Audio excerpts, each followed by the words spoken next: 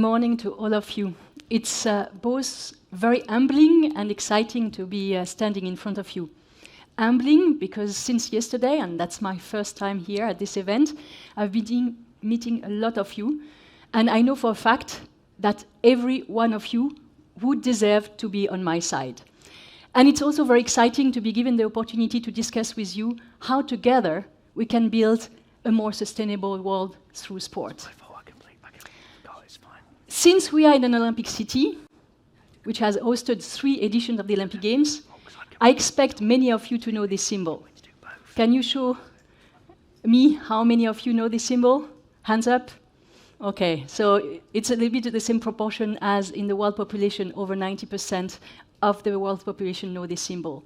Can you tell me now what it stands for? Anything? Continents? Anything else? Don't be shy. Unity? Something else? Love. Yeah, all of that is true. Actually, I mean, when you ask the world population, what comes first is unity, diversity, excellence, and both tradition and modernity. But if you look back, when a founder, Pierre de Coubertin, founded the modern Olympic Games at the end of the 19th century, his vision was really to build a better world through sport. He was convinced that sport could make us better individuals, but by uniting continents and the world, especially through the Olympic Games, we can go beyond our differences. And when we speak about a better world, we also have in mind a more sustainable world. And this is true for the Olympic Games, for the entire movement that you may not know about, but actually we are active every day of the year throughout all continents, across 206 National Olympic Committee and dozens of federations. And we invest every day more than 4 million in sports worldwide. So it's about how we operate sustainably and how we contribute to sustainable development. But it's also the fact that the UN, United Nations, have recognized that sport is a key enabler for sustainable development. Through our reach, through our visibility, through our power to inspire, we want to be part of the solution, especially in 3 fields. We want to foster physical activity, we want to mainstream gender equality, diversity and inclusion, and we want to accelerate climate action. And we want to do that where we can, which is within our remit. And the remit is threefold. The organization, which is rather small, made up of a few hundreds of individuals, the games, where we have the visibility and the reach, and the Olympic movement, when we work day in and day out at scale around the world. So let me give you some examples of how do we do that. First, as an organization, how many of you know where we are located? Yes? Yes, Switzerland. Actually, we are a very small organization that is based in Switzerland. Pierre de Coubertin, our founder, decided in the mid of the First World War to move the headquarters of the International Olympic Committee from France to Switzerland, for obvious reason. Since then, we have been based in Switzerland and Lausanne. We are a rather small organization, just a few hundred people.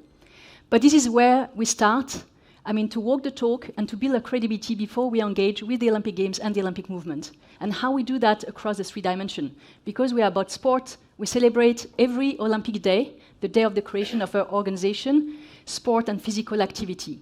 This year, we did a campaign through social media to engage 15 million people, thanks to a partnership we had with the World Health Organization. On the gender front, we support day in and day out women on and off the field of play across all roles.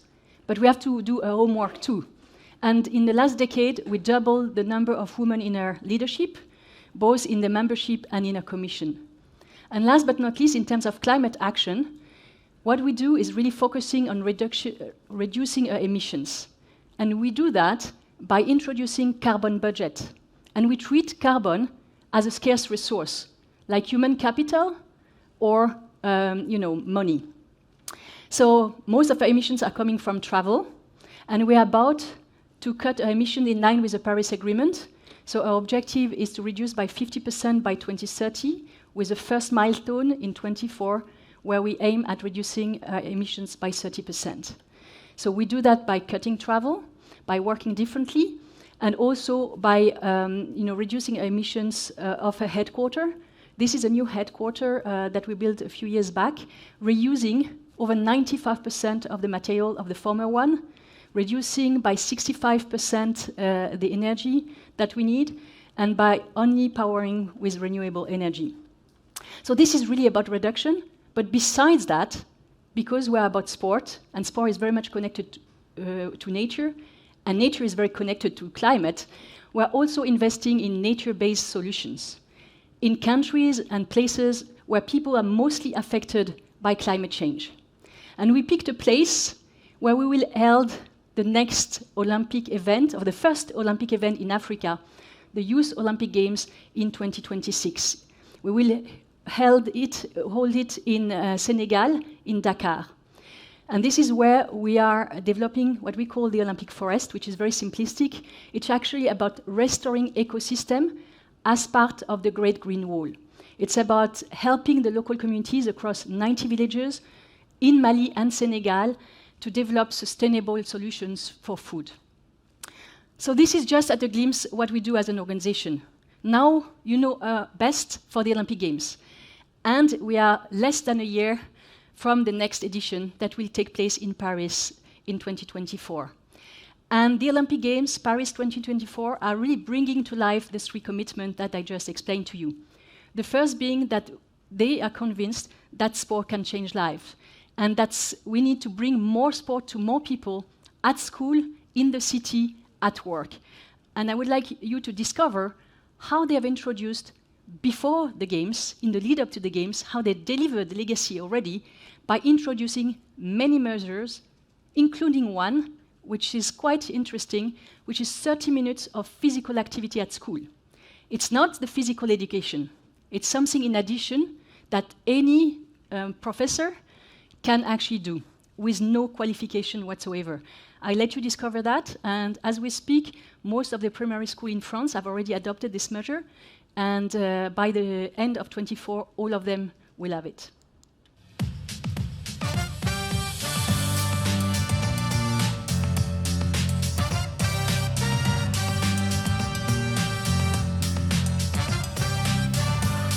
À Paris 2024, on croit au pouvoir du sport.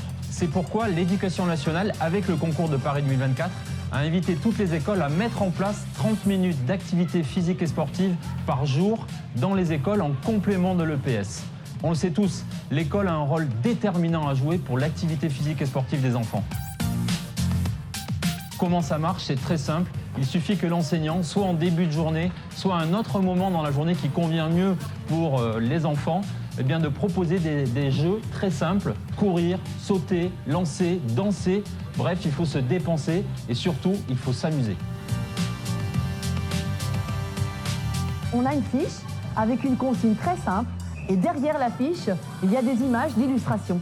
Donc c'est très simple. N'importe quel enseignant novice peut s'emparer de n'importe quelle fiche. Comment on va se déplacer entre les petits chemins? C'est vraiment que de l'activité physique, il n'y a pas de performance. On cherche à prendre du plaisir, à bouger surtout.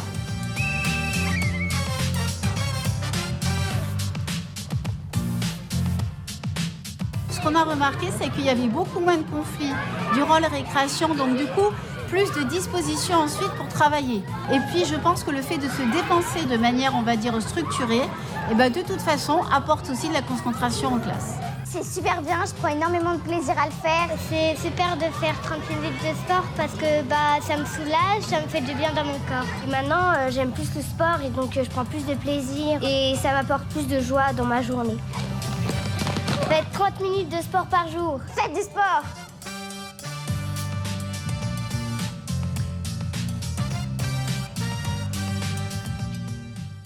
So you see how we can deliver legacy even before the games take place at scale in the host territory. And you will remember, for some of you, you know the motto of London 2012, inspire a generation. We still have the same ambition to inspire a generation to practice sport, but obviously, depending on the context in which the games are hosted, the solutions are different. Another dimension I would like to discuss with you is gender equality. We spoke a little bit about it today earlier. In Paris, it will be a key milestone because we will reach gender parity. For the first time, we will have exactly the same number of women and men competing. Exactly 50-50.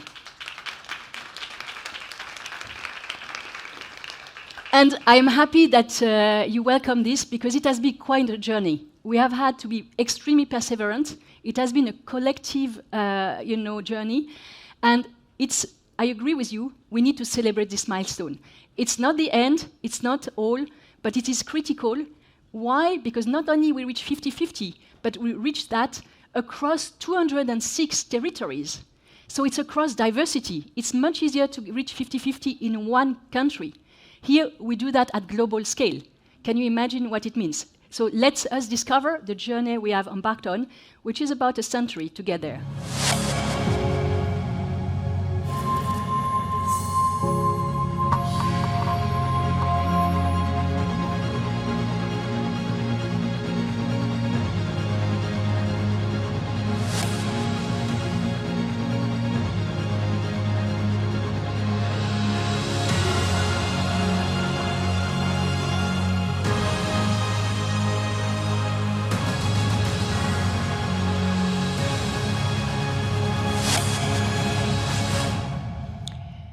So that will be the first event of this scale. I don't know any other that will reach, parity. It will be an important milestone, but obviously, we continue beyond the athletes to work on all category of personnel going to the games, and beyond the numbers, obviously on attitude, and we work across 5 different focus areas: participation, leadership, safe sport, visibility, portrayal, and resource allocation. But you see, if you are determined, if you work collectively, you can get there. The third dimension I would like to highlight as a milestone for Paris is it will be the Paris Agreement game. Paris has committed to cut by half the emissions of the games compared to the average of London 2012 and Rio 2016. It's a huge task. It means that they have looked at everything they were doing and reduced in all categories of emissions. The first thing they have done is they have really maximized the use of existing and temporary venues. Only 5% will be new, including one sport venue, the Aquatic Center, that we will build in the north part of Paris, where the local population is lacking swimming pool, and where 50% of the children between 10 and 12 years old do not know how to swim. And the Olympic Village, which will host the athletes, will be also built with the highest sustainability certification. So besides maximizing the use of existing venue, they are also taking full advantage of the public transportation and also plugging all the venues, including the existing one, to the grid to make sure that as a primary source of energy, we use renewable energy, and also reducing waste in all categories of services. This is also a very an important milestone. It will set a precedent, and it will show, the ambition we have also in the future. I spoke to you about the fact that we have 3 spheres of responsibility: the IOC, the games, and the movement at large. And this is where we can work at scale, and we can maximize our collaboration. I'd just like to give you a few examples of how we do that. On climate, we launched in 2018, together with UN Climate, what we call the Sports for Climate Action Framework. This is a platform for collective actions whereby this sport organization, from the Olympic movement or beyond, can gather to understand how they reduce the footprint, how they can find solutions to to identify their footprint, to reduce their footprint, and how they can benefit from best practices. We have now 300 organizations who have joined and committed to work to reduce their carbon emissions in line with the Paris Agreement. Recognizing, as I said earlier, that nature and climate are very interdependent, we have done the same most recently with a platform that we call Sport for Nature.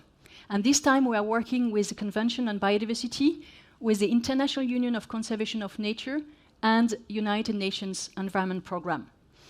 And this is following the same dynamic. We also recognize, beyond the collective platform, best practices and extraordinary achievement. And this is typically what we do with the Climate Action Award that is supported by 3 of the partners, Airbnb, Deloitte, and Procter & Gamble. we work in a similar way on gender equality, where we have the Sport for Generation Equality platform together with UN Women. And we try to drive innovations through collaboration. And here you have one of the examples of the podium project we do with Procter & Gamble, which is actually produced through collected waste. In Tokyo, it was collected from the population.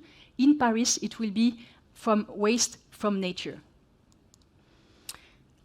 We recognize we have a responsibility across our three spheres, but we also acknowledge the opportunity we represent through our rich visibility and power to inspire.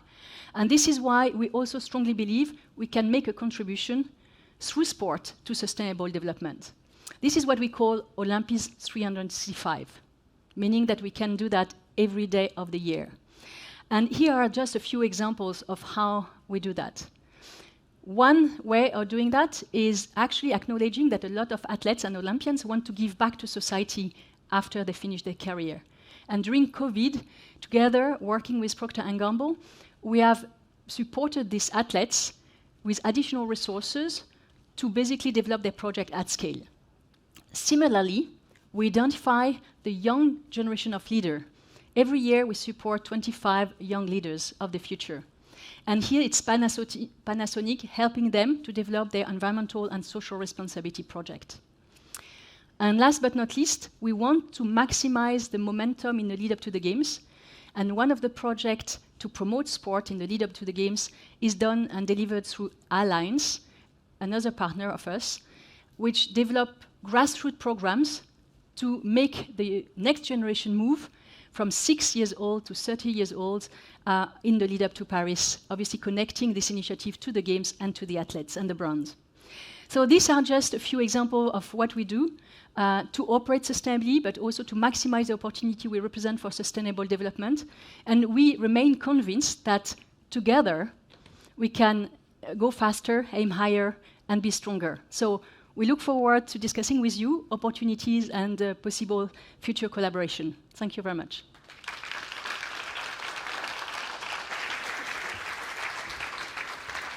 Thank you, Marie. Please take a seat. Okay, thank you. Fascinating. I was watching from behind the stage there. It's slightly flipped, but I got all of that. We're going to have time for a bit of a fireside discussion as well, as you know. One thing I want to talk about is there's a lot of talk around greenwashing, and we've talked about it in sessions earlier, but especially around sport, or sport washing as it's called. Is this something that the IOC faces? So I believe we're taking our responsibility extremely seriously. And while we want to be ambitious, and we have been very vocal about our ambition, typically to be in line with the Paris Agreement, we are also very honest and transparent in our communication. And we try to really deliver before we go out too much in terms of communication. Now, in terms of the partners that you work with, tell us a bit more about those. You mentioned a few in the presentation, but how do you work with partners to help drive the meaningful change that you're striving for? So there are different ways. So as you saw at Games time, I mean, basically we try to do two things. One is to maximize the positive impact we can have in the host territory. And second is also to use the Games as a platform for innovation. I spoke earlier about the Podium project, but in Paris, we will also, for instance, together with Coca-Cola, make sure that we cut, the container, the beverage container at the source. So, in a circular economy, approach, it's good to recycle, but it's even better if you don't have the bottles. So, we are actually introducing for spectators and workers fountains to really reduce the number of bottles at events. And that has been really something we have been struggling with for quite a number of years, and I believe that will be really an interesting experience. Now, when we are at the Olympic movement level, as you saw, we combine the UN relations we have with the expertise of our commercial partners. And this is by, if you wish, advocating together with the UN, but also bringing the very tangible operational expertise we need that we get to fruition. And the Games in Paris look like they're going to be fantastic. And you gave us some details there about the sustainability initiatives you're putting in place there. So tell us about the road to 2024 and the IOC's sustainability strategy there? Yeah. So for 2024 will be the first edition to fully benefit from a strategic agenda, which was launched in 2015, and in which we have sustainability at the core. We have completely shifted the approach. In the past, we tended to have a big book where we describe what the Olympic Games were, and it was up to the host to adapt to the concept. We have completely reversed this approach. Now it's really the games that have to adapt to the host. And we have a much more flexible approach in how we engage with hosts. Therefore, in Paris, you will see that obviously the games meet or try to meet the expectations of society at large. I mean, we saw on climate, on gender, but they're also tackling their own specific challenges. Like I was mentioning, the northern part of Paris, the games are all about the greater Paris, and especially bringing not only venues, but also programs to an underprivileged department which sits just north from Paris, which is the most diverse of France. So this is really about being flexible and adaptable to the local context.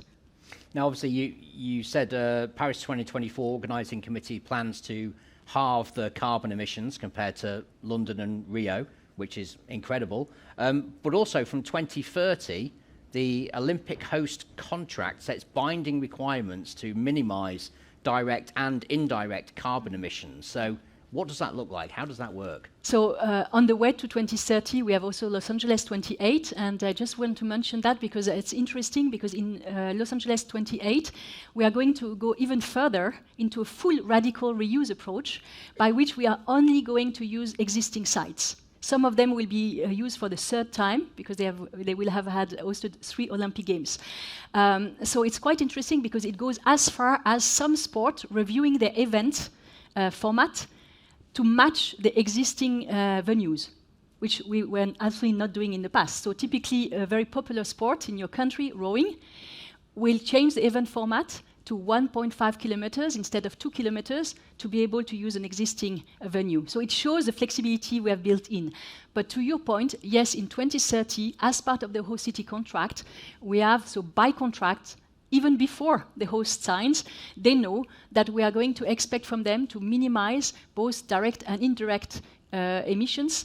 And we are also looking at how they will remove CO2 from the atmosphere in excess of the residual emissions, and how they are going to engage the whole ecosystem. So while Paris has set a precedent, it will be now contractual.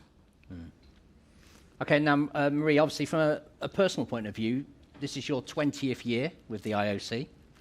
How has the organisation changed in that time? Because the world has changed a lot in the last 20 years. So how has the organisation changed when it comes to sustainability? So first, I will not count in years, because in our world we count in Olympiads. So I've been spending 5 Olympiads, experiencing 10 editions of the Games across 4 continents. So it gives you a little bit of an idea of the diversity we have gone through. What has changed? I think a little bit similarly to most of your organization, I guess, 3 things have changed in terms of sustainability.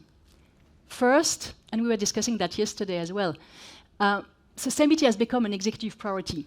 When I joined, or even when I was given the job in 2015, officially, sustainability was dealt with by some experts -2, 3 levels, from the top. And usually people didn't know even what was being done.